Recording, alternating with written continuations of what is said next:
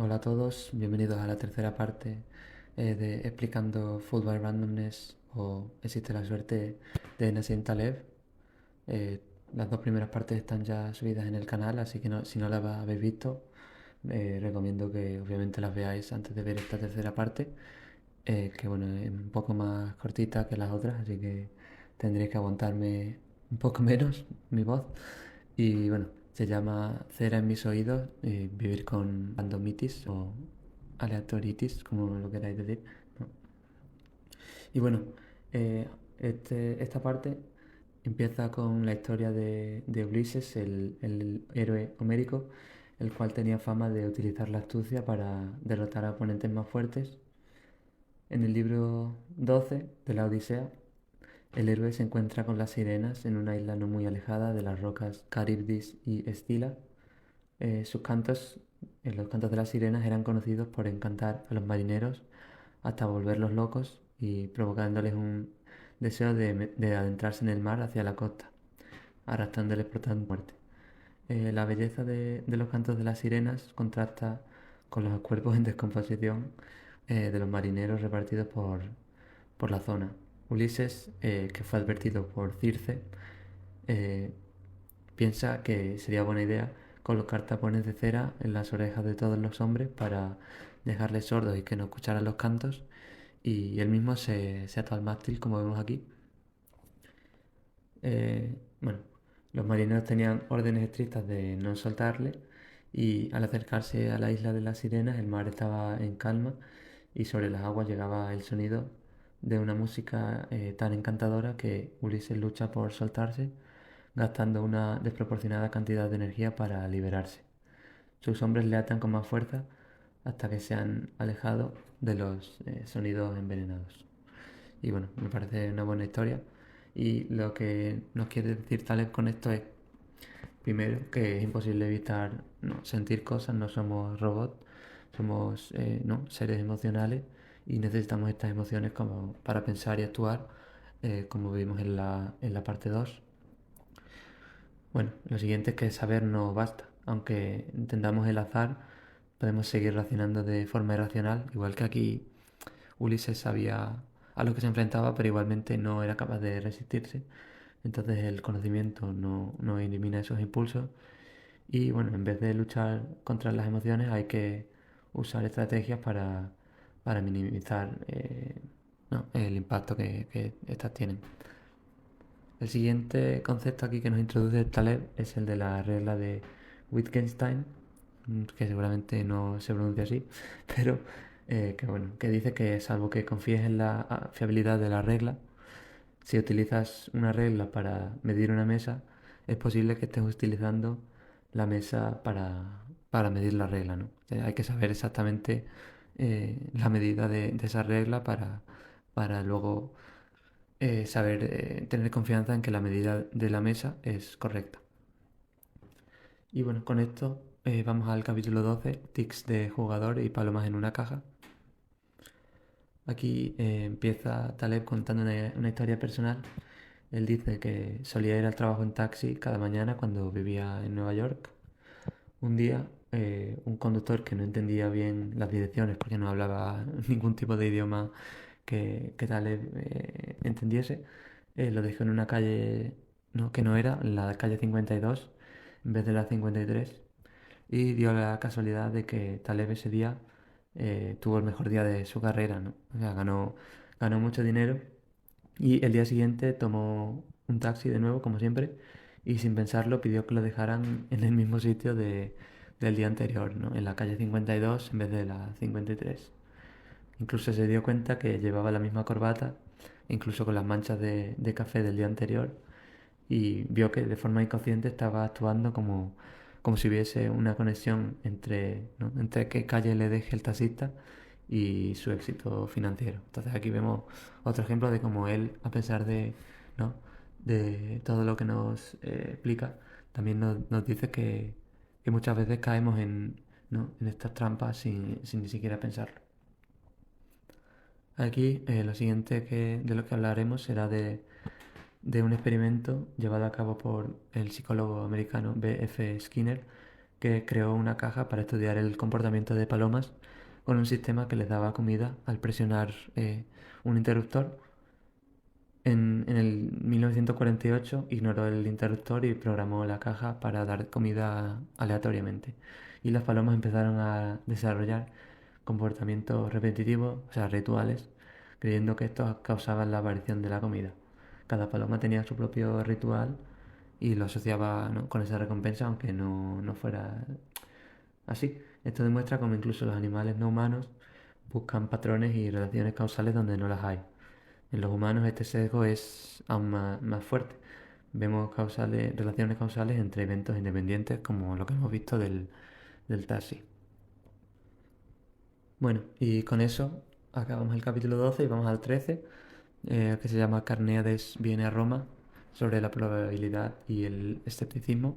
Y aquí, al igual que antes, nos introduce una historia, un poco de, bueno, en este caso de la antigua Roma. Bueno, en el año 115 a.C., Carneades viajó a, viajó a Roma como embajador para pedir que se anule una multa a Atenas. En su primer discurso defendió apasionadamente la justicia y impresionó al Senado.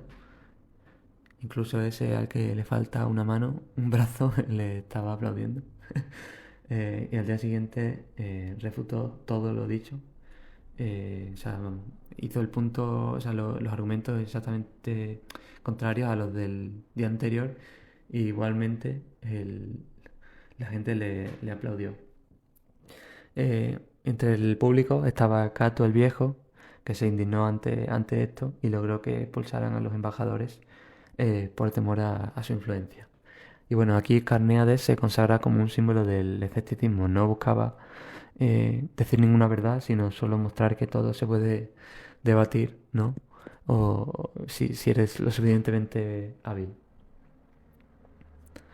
Ahora vamos a un ejemplo más moderno de, bueno, un fondo que se llamaba, un fondo de cobertura, un hedge fund, que se llamaba Long Term Capital Management y que estaba, bueno, eh, manejado o gestionado por varios personajes conocidos del mundo de las finanzas a los que Taleb siempre criticó.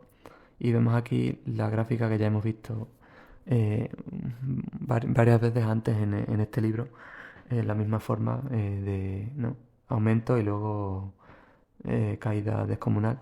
Vemos como en el 94, 95 y así hasta el 98 este fondo estaba cargándose ¿no?, a todo el resto, o sea, estaba haciéndolo mucho mejor que el Dow Jones y que los bonos del Tesoro, pero en el 98 perdió casi todo su valor.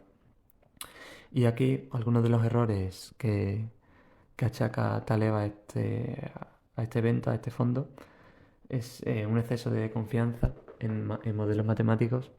Los gestores que pensaban que podían medir el riesgo de forma científica, sin margen de error, ignoraron la posibilidad de estar equivocados. Tenían plena confianza en estos modelos, bueno, gaussianos basados en la distribución normal que ya hemos criticado.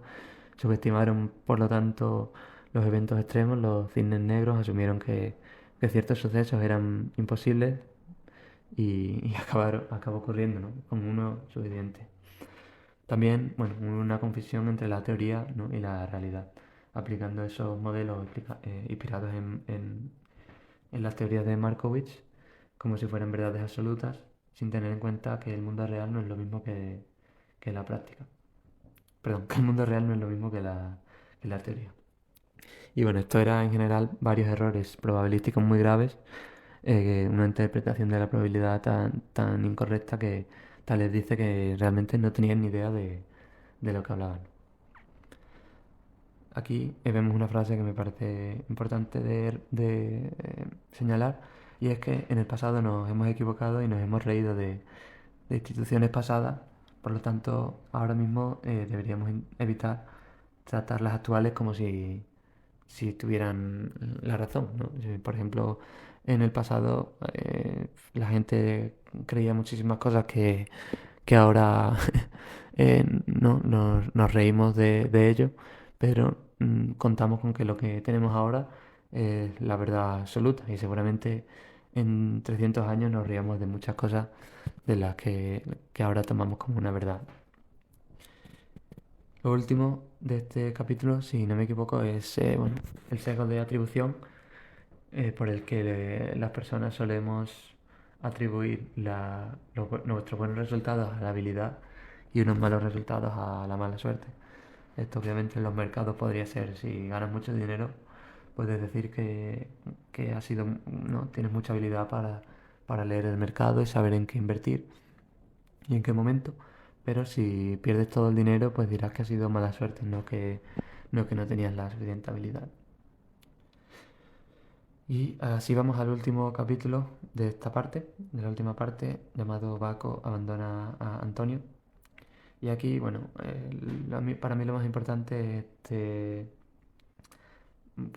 estos consejos que nos da Taleb con respecto a la vida. Son un poco simbólicos, pero bueno, los voy a leer. Vista sus mejores ropas el día de su ejecución, intenta no hacerse la víctima cuando se le diagnostique un cáncer, sea extremadamente cortés con su ayudante cuando pierde dinero, intente no culpar a los demás de su destino, nunca muestre autocompasión y no se queje. Y recuerde que la única cosa sobre la que la dama Fortuna no tiene ningún control es su comportamiento y nos desea buena suerte.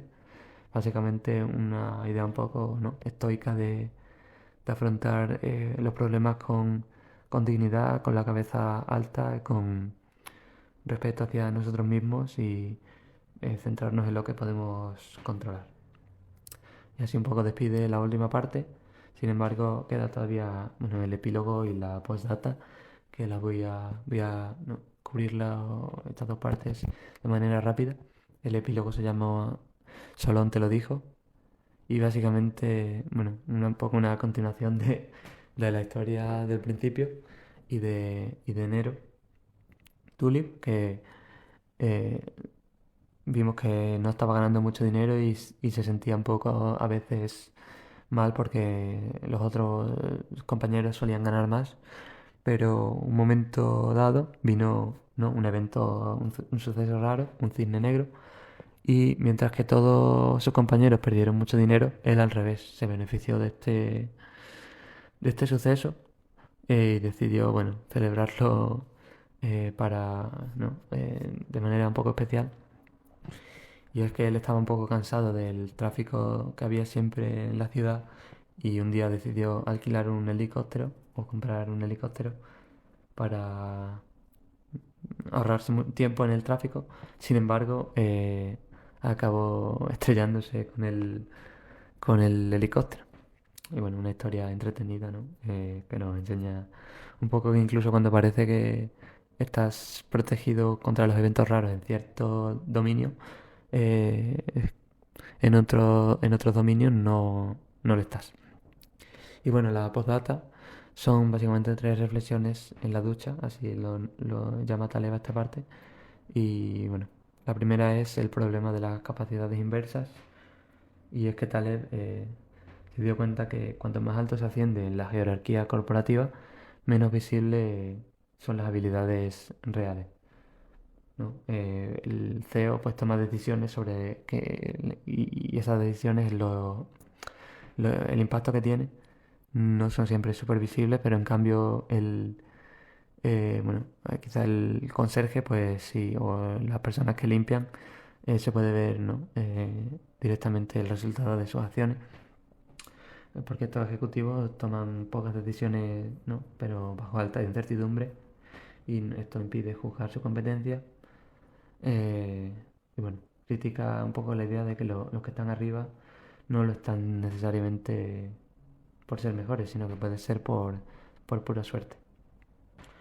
En, en la segunda reflexión, Taleb nos enseña algunos beneficios adicionales del azar, de la aleatoriedad, y es que la incertidumbre puede hacernos más felices si nos libera de horarios rígidos y de la obsesión por optimizar.